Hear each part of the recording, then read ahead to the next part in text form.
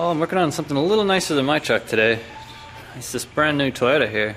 It's only got like 3,000 kilometers on it, but he's got these big tires here and they rub on the body mount in there. Here, I'll get some light. Apparently it's really common for these trucks that once you try to put some big tires on, it just rubs on that body mount there. So that's what I'm doing today, is I'm going to hack that thing out of there, cut up this brand new truck so we can actually fit some big tires on it. It's pretty interesting. They sell a kit, actually. Apparently it's really common for these trucks that you need to do this. And they sell just 2 plates here. I thought it was really funny. It'd like literally take me 5 minutes not even to cut on here. So I'm definitely going to steal these plate sizes and save them into my computer. And then now I can print those things too. So if you want to do a cab mount chop on your Toyota, I can help you out with some plates for those. But yeah, that's what I'm doing today. So I'm going to pull this wheel off and have a little look in there, and hopefully I can just zip cut it all out of there. But yeah, I might have to break out the plasma cutter. We'll see. Now you can see what's going on in here. You can see right here, the tire is definitely rubbing right there. So that's our issue. So we basically just need to put this here somehow.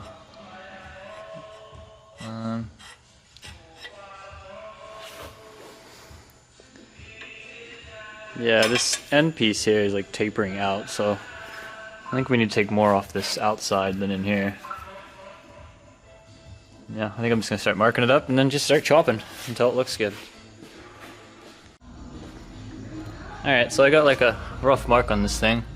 It looks like it's supposed to like butt up to this and then go up around over just the edge of that curve, and then underneath here it's just like kind of from straight here back to here.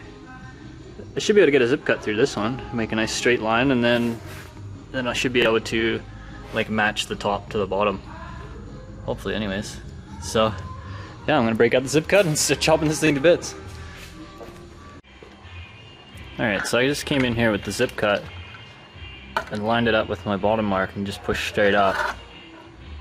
And now you can see I have a nice straight mark that's exactly the same as the bottom there. And it's starting to fit in there. It's definitely the right size piece. So it's looking good. I just need to take some more out of here now. See, I did mark it. I knew where it was going to sit, but that's why I cut on the inside. So it's easier to grind more out than put more metal back in. So yeah, I'll start grinding this out a little more, and then this guy should fit in there pretty good.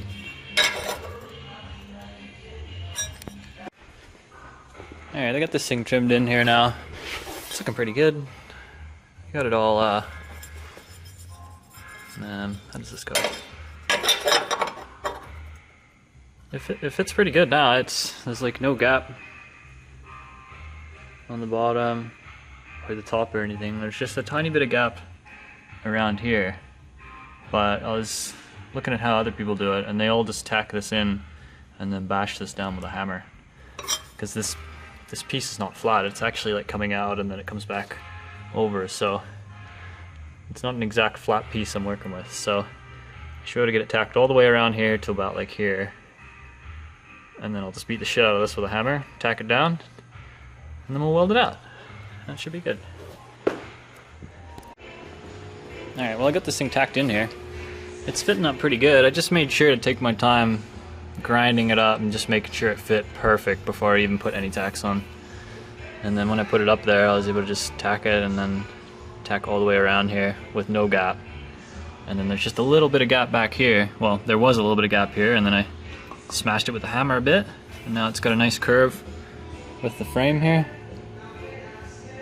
And there's no gap back here at all. So put another tack up here and then yeah, start welding it out. I think I might have to pull off this plastic stuff first though. It's probably get a little hot, start melting in here. Okay, well I'm starting to weld this thing in here now. You see I had to pull this fender out of the way so we can get some space. In the kit they say you're supposed to cut this off, but the owner said he wanted to maybe use a heat gun and try to bend it in. So I'm not going to cut this yet, we'll worry about that soon. But as you can see, I do have a weld in here now. across here and down. And I'm just waiting for it to cool down a bit more, and then I'll go across here. Well, I'll start here and go to here, and then hopefully we don't melt this plastic bushing here. Maybe I'll do a little one here and then wait for it to cool, and then another little one, and then just a little uphand right here, and then a little overhead, and we should be good. Alright, well I got this thing in here.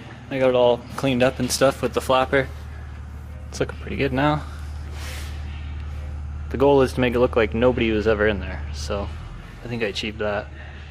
And this hole here is with a mud flap bolted to from factory, and we might actually be able to reuse that, and that's what I'm going to do right now. I might have to build a bracket for the mud flap, or hopefully we can reuse this hole. So I'm going to get that mud flap back on and see how that fits up, because I can't put any paint on it until I get the mud flap bracket figured out. Just turn the wheel a bit so we can do a bit of a test fit here, and as you can see we got a ton of clearance now, except for the fender's still really close, and we have to get a mud flap in here too.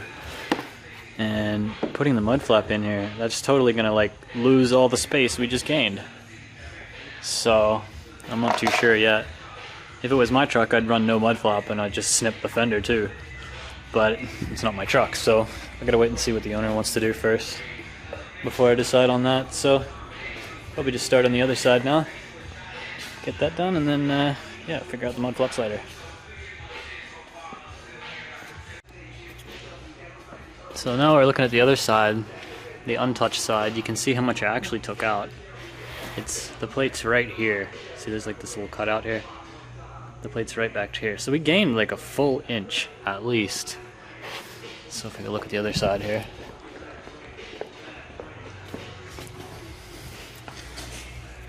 See, there's just that weird cutout is just gone because I just cut it off.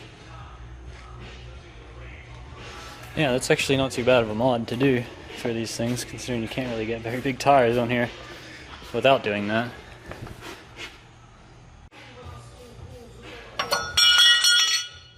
Got that piece hacked out of there.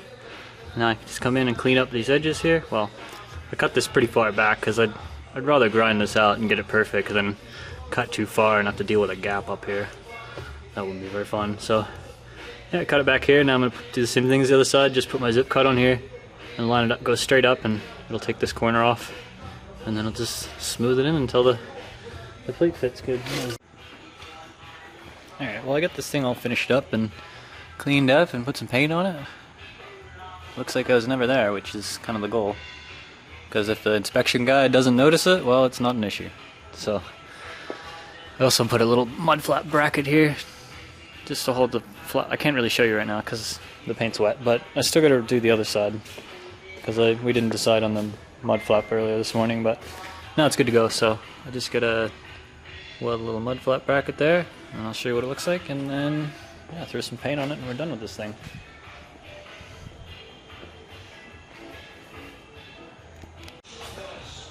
Alright, this thing's all ready to go now. I got the mud flaps bolted back on, it's all painted up, and it really doesn't look like anybody was in there messing around, so that's kind of the goal. But before I put them in there, I traced them onto some paper here, so now I'm going to get on my computer and draw these up, and then make cut paths and stuff, convert it into like a file that this thing can read, and then I'm going to print some of them out, so then I can have some more in stock, because apparently these things, for like a couple years now, they all need that chop, or you can't put big tires on them. And the Toyota FJs need it as well. And I think there was another truck. I'm not too sure. But yeah, that's what I'm going to do next year. I'm going to get some more of those plates cut out, so I always have some in stock.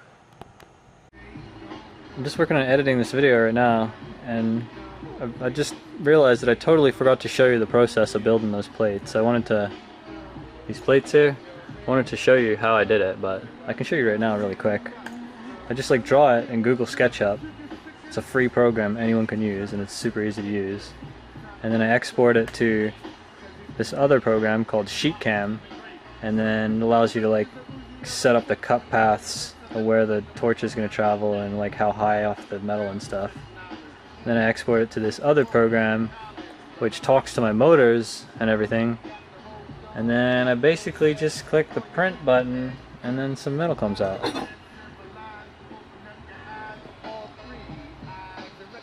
And then now that I've figured it out and I've got it built, I can just click print times 100 and have 100 of these stupid Toyota plates. So yeah, that's all I got for this video. I don't think it'll be very long, but yeah, hopefully it was interesting to somebody. Don't forget to like and subscribe, and yeah, maybe give me some suggestions on what else I can print on this thing.